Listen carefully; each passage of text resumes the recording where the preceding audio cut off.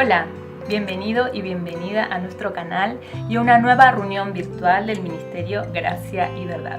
Hoy queremos compartirte una reunión donde comenzamos con una alabanza que se llama Dios de lo imposible. Y luego una palabra que nos trae el pastor Eliezer Castro, realmente significativa para este tiempo y actual.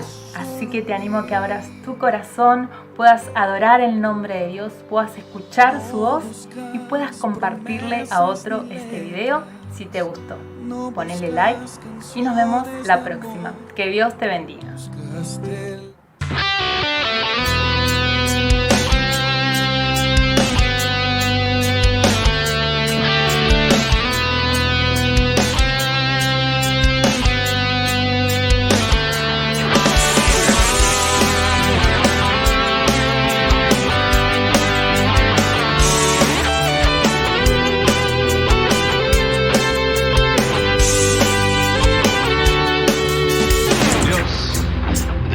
Imposible eres rey de toda la creación. Con tu poder venciste a la muerte, vivo estás. Eres todopoderoso, admirable, invencible. Eres Dios de lo imposible. Como tú no hay, eres todopoderoso, admirable, invencible. Eres Dios de lo imposible. Como tú no hay.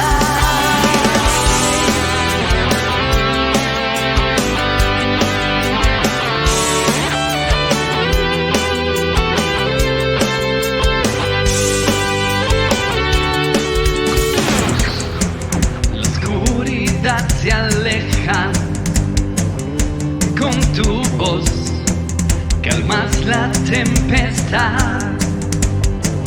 Con tu poder venciste a la muerte, vivo estás. Eres todopoderoso, admirable, invencible. Eres Dios de lo imposible. Como tú no hay, eres todopoderoso, admirable, invencible. Eres Dios de lo imposible. Como tú no hay. Eres Dios de lo imposible. Eres Dios de lo imposible. Eres Dios de lo imposible. Eres Dios de lo imposible. Eres Dios de lo imposible. Eres Dios de lo imposible. Eres Dios de lo imposible. Eres Dios de lo imposible. Eres Dios de lo imposible. Eres Dios de lo imposible. Eres Dios de lo imposible. Eres Dios. Eres todopoderoso, admirable, invencible. Eres Dios de lo imposible. Como tú no hay, eres todopoderoso, admirable, invencible. Eres Dios de lo imposible. Como tú no hay.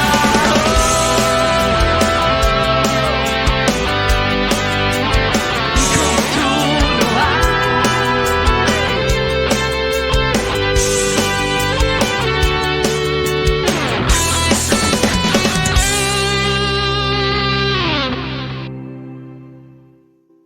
Privilegio estar con ustedes y vamos a estudiar la iglesia de Esmirna.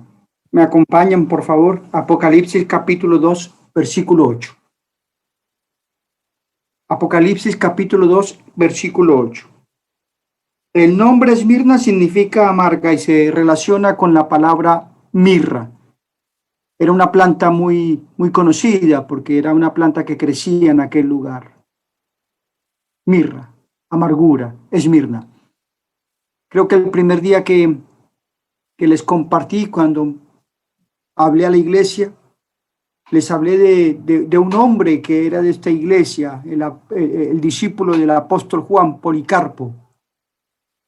Policarpo fue uno de los primeros mártires de la iglesia primitiva, era anciano de esta iglesia, fue un hombre muy perseguido y cuenta la historia de la iglesia secular primitiva que este hombre fue perseguido por el precónsul y en aquel momento los cristianos iban a la muerte por ser cristianos, lo persiguieron, lo capturaron, un hombre de más de 85 años, el precónsul le dijo, Policarpo, niega a Cristo y te vas a salvar.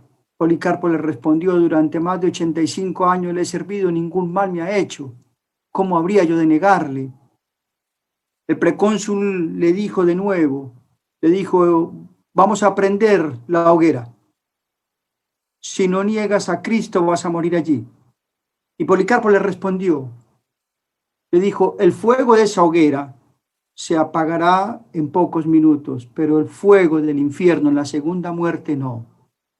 Y según la historia secular de aquella iglesia primitiva, dice que Policarpo murió como Esteban, clamando a Dios por sus angustiadores.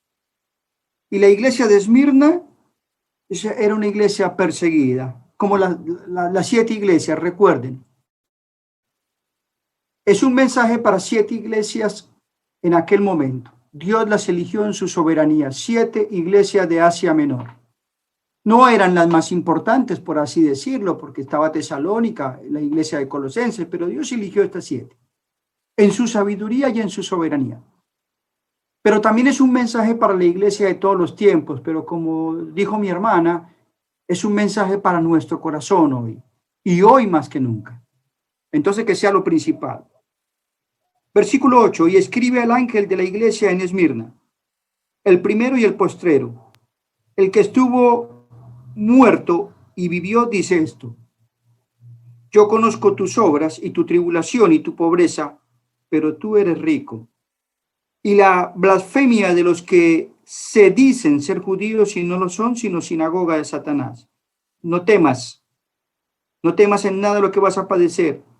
He aquí, el diablo echará a alguno de vosotros en la cárcel para que seáis probados, y tendréis tribulación por 10 días. Sé fiel hasta la muerte, y yo te daré la corona de la vida, te daré la corona de la vida. El que tiene oído, oiga lo que el Espíritu dice a las iglesias. El que venciere no sufrirá daño de la segunda muerte. Oremos, Señor y Dios Santo, como cantábamos, como orábamos, necesitamos escuchar tu voz. Háblanos, te necesitamos, Señor. En el nombre bendito de Cristo Jesús. Amén. El ángel anciano.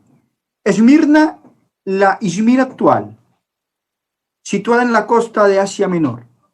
Pero Esmirna tenía algo muy particular. Era un puerto donde había mucho comercio, se convirtió en metrópoli. En la época del apóstol Pablo aproximadamente habían 250,000 habitantes. Era una ciudad muy poblada. Hoy, según los censos, se ha duplicado y un poco más. Era una ciudad muy próspera.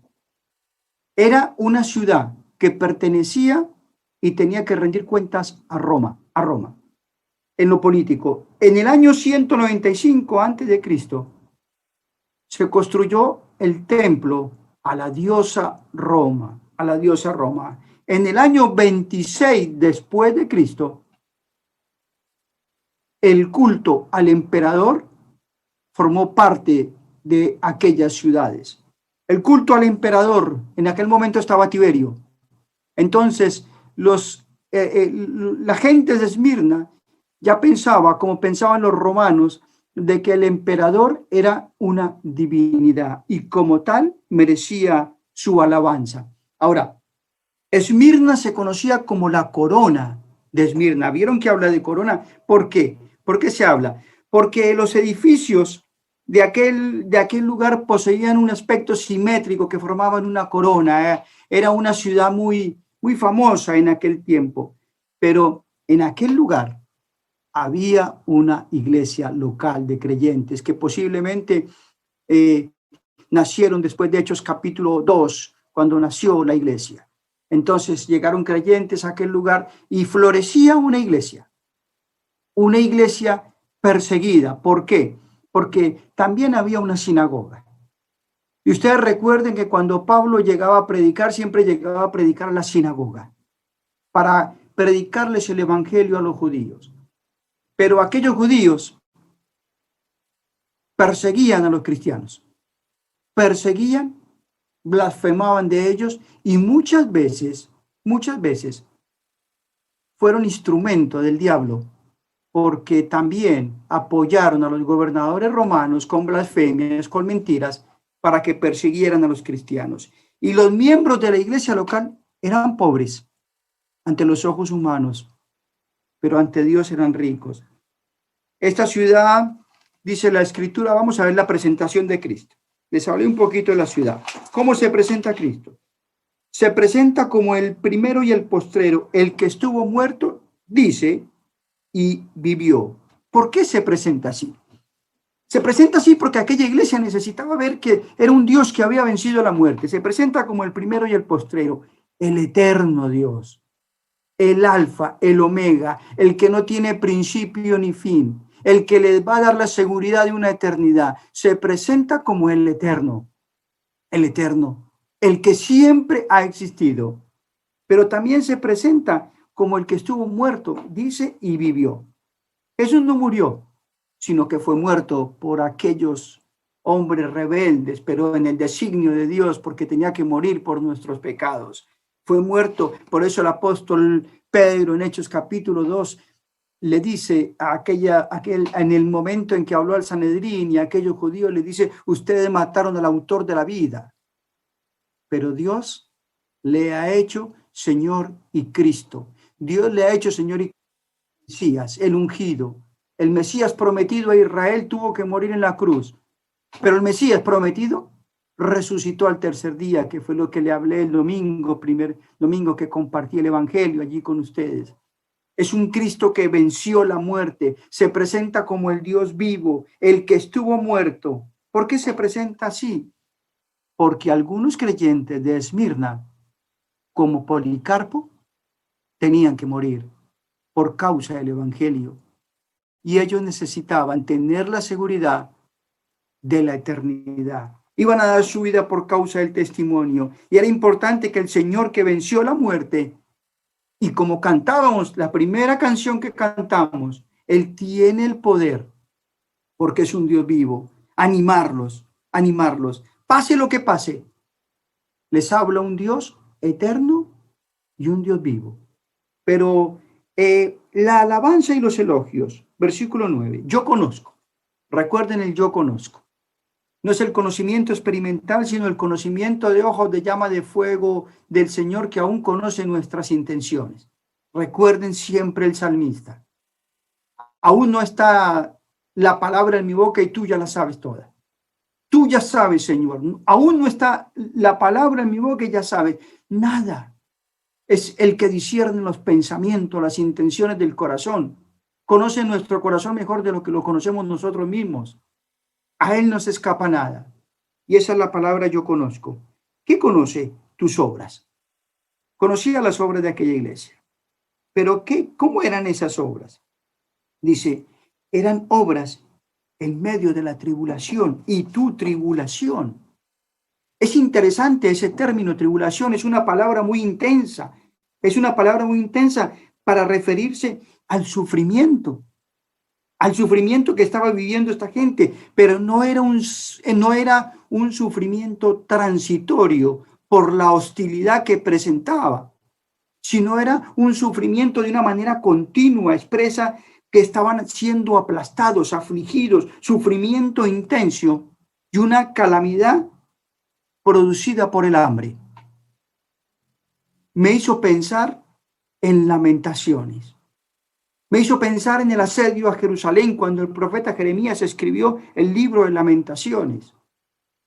En el libro de Lamentaciones nos habla lo que es esta palabra tribulación. Dice la escritura en Lamentaciones que la gente pasó los momentos más difíciles en la persecución que tuvo los israelitas en Jerusalén. Dice que aún las mujeres cosieron a sus hijos como consecuencia de la terrible persecución, del hambre que había en aquel momento. Y esa es la palabra tribulación. Dice, y la tribulación y tu pobreza. ¿Por qué pobreza? Porque en medio de una persecución a los cristianos, la gente perdía todo. Imagínense que no solamente eran perseguidos por los romanos, sino por los mismos judíos. Una pobreza que no era una pobreza espiritual, era una pobreza literal, carencia de bienes. Y la palabra da la idea de que no era que tenían lo suficiente para vivir, no es que tenían lo imprescindible, sino es alguien que no tiene absolutamente nada. Indigencia, digámoslo así, en un sentido para que lo entendamos. Totalmente una iglesia pobre por causa de la persecución. Les habían sacado todo. Los perseguían los romanos por ser cristianos y los perseguían los judíos. Habían perdido todo por causa del evangelio. Pero el Señor les dice, y tu pobreza, pero tú eres rico. Lo que les dije, ante los ojos de Dios eran ricos. Ante los ojos de los romanos y de los judíos que los perseguían, eran pobres. Pero lo más importante era lo que pensaba Dios. Dice que no solamente en aquellos elogios, sino que eran perseguidos, y la blasfemia de los que dicen ser judíos y no lo son, sino instrumentos de Satanás. La blasfemia de los que dicen ser judíos. Recuerden aquellos judíos que pensaban que porque habían nacido de la simiente de Abraham ya tenían la herencia eterna. Y el Señor los confrontó. Él les dijo, no, por eso son judíos. El judío verdadero es el judío de la fe. Estos judíos estaban acusando a los creyentes, los desprestigiaban, los calumniaban. Era sinagoga de Satanás. Sinagoga de Satanás. ¡Qué increíble! Habían acusado a la persona de Cristo de hacer obras por el poder de Satanás y ellos no se dieron cuenta de que ellos eran los instrumentos de Satanás. Estos hombres lo hicieron con Cristo, lo hicieron con Pablo, lo hicieron con Esmirna y lo van a hacer a través de todos los tiempos. Hoy no vemos la persecución, pero ya más adelante les voy a hablar de eso. No la vemos como la veían ellos. Lo hicieron. Lo hizo con Job, el diablo. Pero nunca olviden algo, hermanos. Dios gobierna. Y le dice el Señor, no temas. No temas en nada lo que vas a padecer. Ese no temas. Alguien dijo, no lo he contado yo, pero alguien dijo que hay más de 365 para cada día, no temas. No temas. ¿Por qué? Porque el Señor conoce nuestro corazón y sabe lo que hay en él. No temas. Directamente, no temas. Deja de temer. Pero no les promete que la situación va a calmarse. No les dice, mira, yo sé que están en tremenda pobreza, en tremenda persecución por causa del evangelio. Esto va a parar aquí. No. Le dice, no temas, porque dice el versículo 10. He aquí el diablo echará a algunos de vosotros en la cárcel para que seáis probados y tendréis tribulación por 10 días. ¿Qué cosa? He aquí el diablo. El diablo tenía sus instrumentos, la sinagoga de Satanás, y tenía también al gobierno romano en sus manos, porque es el Dios de este siglo. La Escritura dice que no tenemos lucha contra carne ni sangre, sino contra principados, contra potestades, contra huestes de la maldad. Dice que Satanás anda como león rugiente. Pero recuerden algo, Satanás no es omnisciente. no es omnipotente. Él no está en todo lado, por eso tiene estas huestes espirituales. Pero aquí la Escritura dice que el diablo, al ver que no había podido hacerlos caer como a Policarpo, no los hizo negar la fe, él toma directamente el asunto en sus manos. El mismo diablo, el acusador, el calumniador, la serpiente antigua. Los cristianos de Esmirna, al ver esa fidelidad tan grande, Satanás mismo los ataca y el Señor los anima y les dice: echará a algunos de vosotros en la cárcel para que seáis probados y tendréis tribulación. Recuerden la palabra tribulación, pero sé fiel hasta la muerte. Sé fiel hasta la muerte. El propósito de todo aquello era que los creyentes sean probados. Satanás, ¿qué quiere hacer? Que los creyentes de Esmirna flaquearan en su fe, en su fidelidad.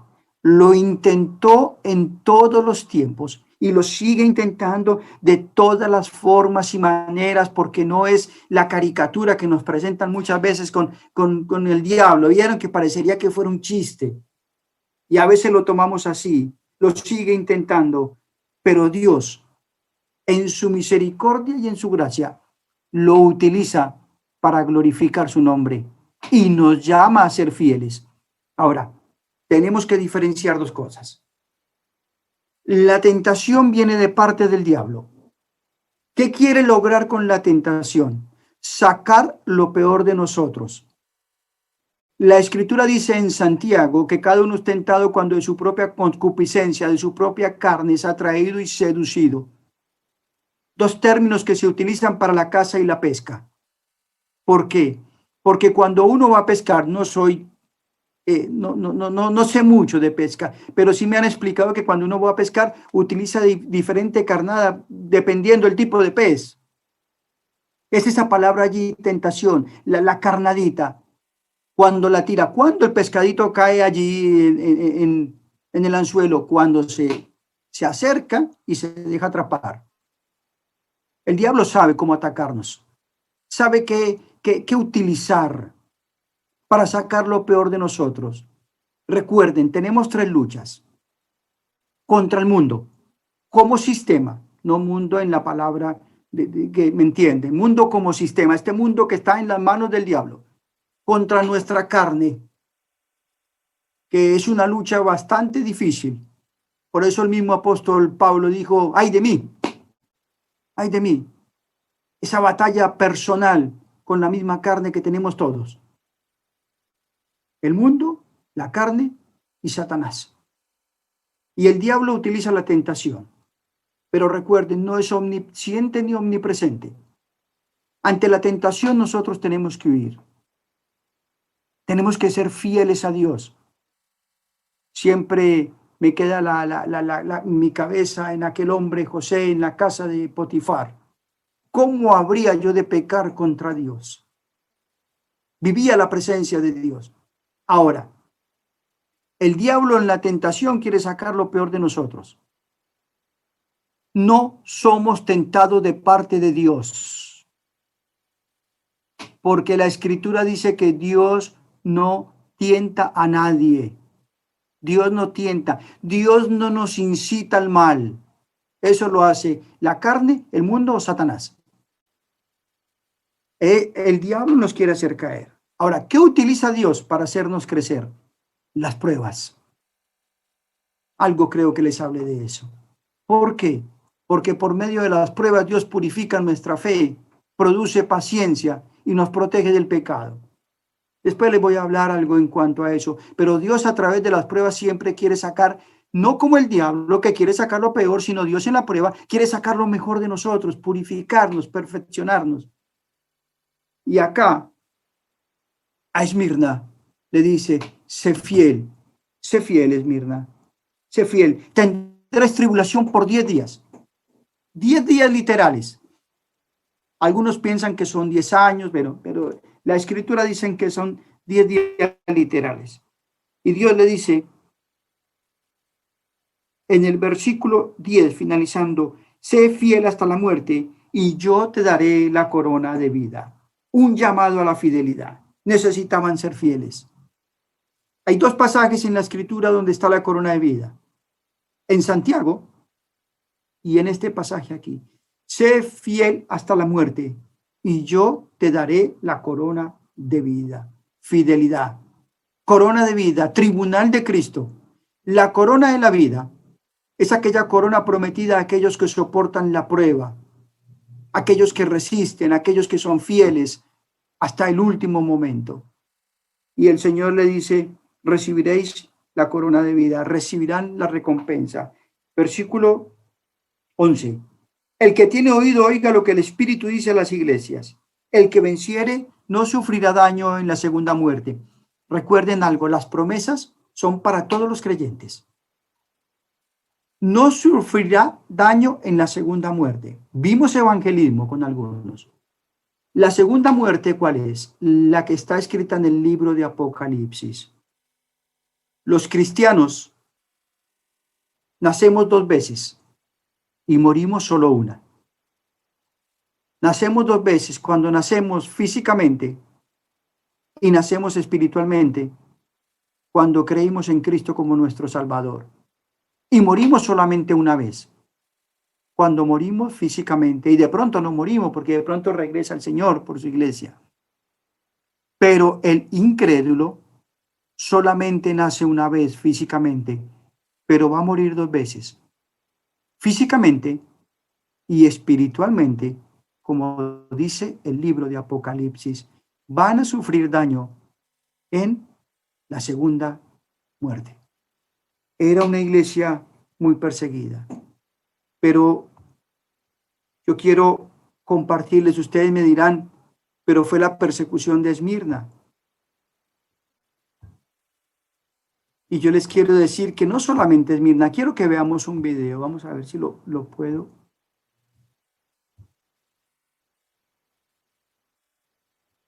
A ver.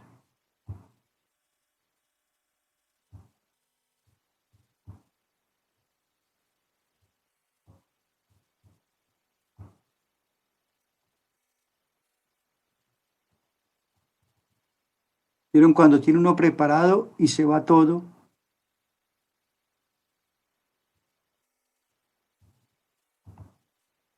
A ver si se escucha. ¿Qué tal, amigos de Cristianos al Día? Soy Rosalind Díaz. ¿Sabías que mientras estás leyendo hoy en día tu Biblia, muchos cristianos en otros países podrían ser encarcelados? En este video vamos a conocer 7 países donde tener una Biblia está prohibido o podría ser muy peligroso. En la posición número 1 tenemos a Arabia Saudita.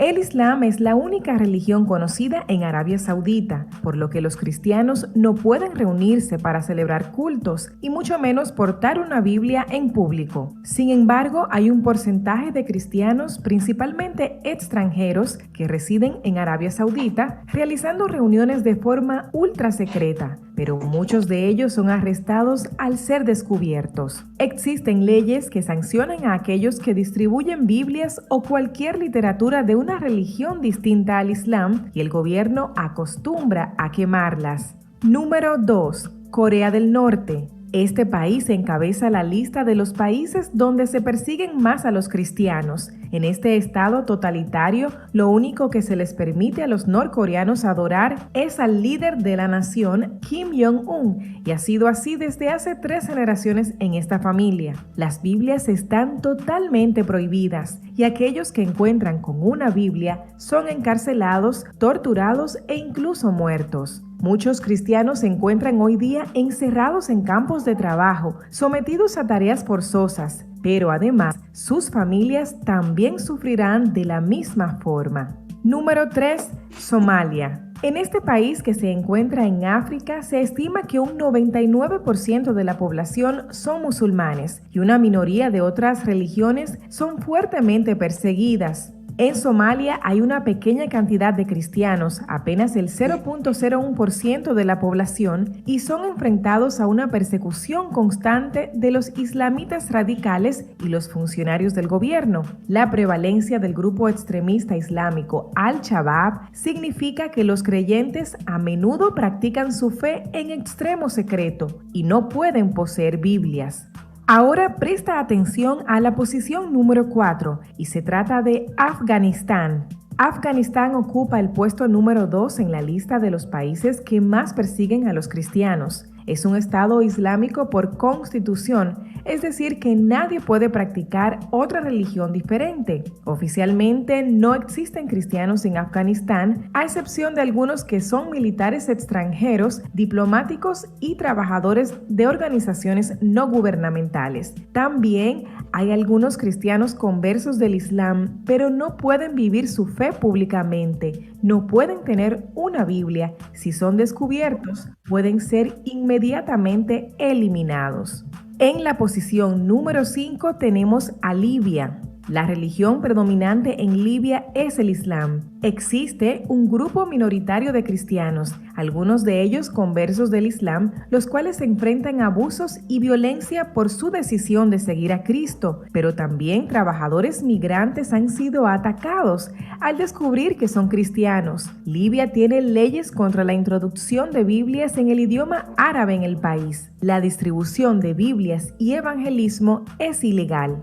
Número 6. Uzbekistán. Al igual que los países anteriores, en este país el Islam es la religión predominante. Es el país de Asia Central con las restricciones de libertad religiosa más severas. No se permiten actividades religiosas más allá de las instituciones estatales y controladas por el Estado. Las autoridades asaltan regularmente iglesias no registradas, molestan los hogares o se infiltran en grupos de iglesias. Se imponen altas sanciones a quienes posean o distribuyan Biblias.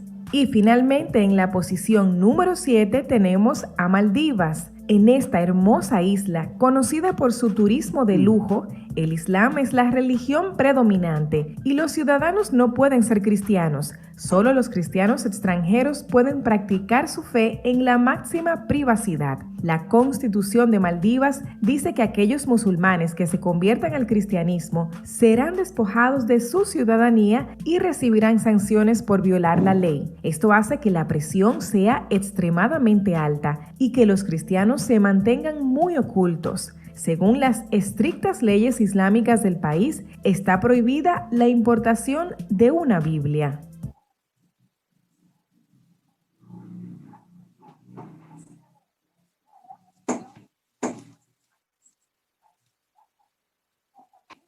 Nosotros hoy tenemos todos los comentarios. Si tenemos la Biblia de estudio Riley, la Biblia de estudio Scofield, todas las Biblias que queramos.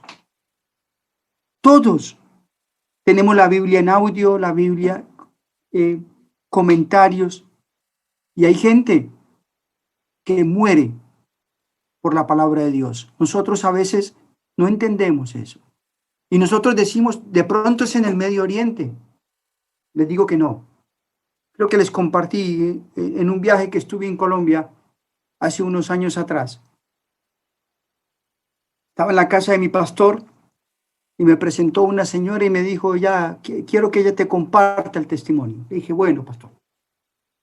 Me dijo, Eliezer, mi esposo y yo servíamos en la selva de Colombia. Había una iglesia hermosa, creciente allí. Estábamos con nuestros hijos. Y un domingo íbamos para la iglesia, una iglesia que tenía 3 pastores, y los frenó un grupo de la guerrilla, lo llamaron al hombre y le dijeron, tenés que dejar de enseñar la palabra de Dios. Claro, por supuesto, porque les enseñaba que habían cosas que no podían seguir haciendo a los campesinos, porque era algo que no era contrario a Dios. Lo amenazaron. El siguiente dice, iba un día, yo tenía que ir a colocar una inyección y me fui a colocar la inyección. Llegaron a la casa de mi esposo, lo masacraron, delante de sus 4 hijos. Y me dice, el recuerdo de la escena cuando llegué fue ver a Leida, de unos 2 años, arriba de un charco de sangre del cadáver de su padre, que era pastor en Colombia. Siguiente domingo, fueron a la iglesia. Ninguno de los 2 pastores quería predicar. Y esta mujer les dijo, o predican ustedes o predico yo. Pero tienen que compartir el mensaje. Pidió una audiencia con el jefe guerrillero porque quería saber por qué había mandado matar a su esposo. Se la dieron unos meses después. Y lo enfrentó, le dijo, usted mandó matar a mi esposo. El hombre le negó, no, yo no lo mandé matar. Le dijo, sí, usted lo mandó matar. Pero yo quiero saber el por qué. La gente, ella le dijo, yo creo en la justicia de Dios. Dios es justo. La tuvieron que sacar de aquella población porque estaba muy amenazada. 10 días después, en un ataque del ejército colombiano, bombardeó el campamento guerrillero y murió aquel hombre. Pero me dijo, quiero que conozcas a mi hija. Cuando hablé con ella la primera vez, 16 años. Y yo le dije, ¿qué quieres hacer, Leida? Me dijo, Eliezer, yo quiero estudiar, conocer más a Dios, porque quiero servirle donde sea. Le dije, ¿donde sea? Me dijo, donde sea. Dije, está bien. 16 añitos. Vino, se preparó en el Instituto Bíblico, está orando por el Medio Oriente, por la ventana allí del mundo musulmán. Y siempre me dijo, el recuerdo de papá fue el día que lo mató la guerrilla por causa del Evangelio. Hermanos queridos, yo a veces pienso, ¿será necesario que la iglesia sea perseguida para que despertemos de una vez por todas, todos nosotros? Yo también. ¿Será necesario que haya la persecución que vivió Esmirna, que viven tantos hermanos, donde una Biblia es un tesoro, donde las tienen que esconder? Tengo uno de mis mejores amigos, está en la Franja de Gaza, en la iglesia subterránea. Tengo un audio que algún día, no sé si se lo... cómo ellos se reúnen de 12 de la noche a 6 de la mañana. Les ponen una capucha, una soga, porque donde van, si llegan a agarrar a alguno, para que no los delate donde se congregan. 12 de la noche a 6 de la mañana. Si el pastor se pasó 10 minutos del mensaje, el lío que hago yo. Y esta gente toda la noche alabando, adorando, y una Biblia es un tesoro. Hermanos, nosotros también muchas veces sufrimos persecución por ser cristianos, en la escuela, en el trabajo, pero nada es comparable con lo que vive mucha gente. En medio de esta iglesia es un llamado a la fidelidad. Gracias a Dios por el Dios que tenemos. Es un Dios eterno, es un Dios vivo. Es un Dios que nos entiende, nos conoce en medio de nuestro dolor diario.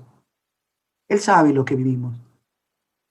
Él sabe lo que vamos a vivir, pero nos hace un llamado a ser fieles hasta el último momento para la honra y la gloria de nuestro amado Salvador. Vamos a orar. Bendito Dios, gracias por tu palabra. Bendito Señor, gracias por lo que es este bendito libro que a veces uno no valora. El bendito libro por el cual mucha gente da su vida, Señor. Hay lugares donde es un tesoro tan valioso que a veces uno no valora. Bendito Señor, te ruego por los países donde hay persecución. Te ruego por cada misionero, por cada pastor que está en lugares donde el ser cristiano es ir a la cárcel. Pero gracias, bendito Señor, porque nos animas, porque eres el Dios eterno, el Dios vivo. el que conoce nuestras obras, nuestra tribulación, el que conoce muchas veces el dolor que sufrimos. Pero por favor, ayúdanos a ser fieles. Un llamado a ser fieles hasta el último momento, y gracias porque esa promesa es para nosotros. No sufriremos daño en la segunda muerte porque tú has vencido la muerte. Bendice, mis hermanos. Anímanos, Señor, en el bendito nombre de Cristo Jesús. Amén.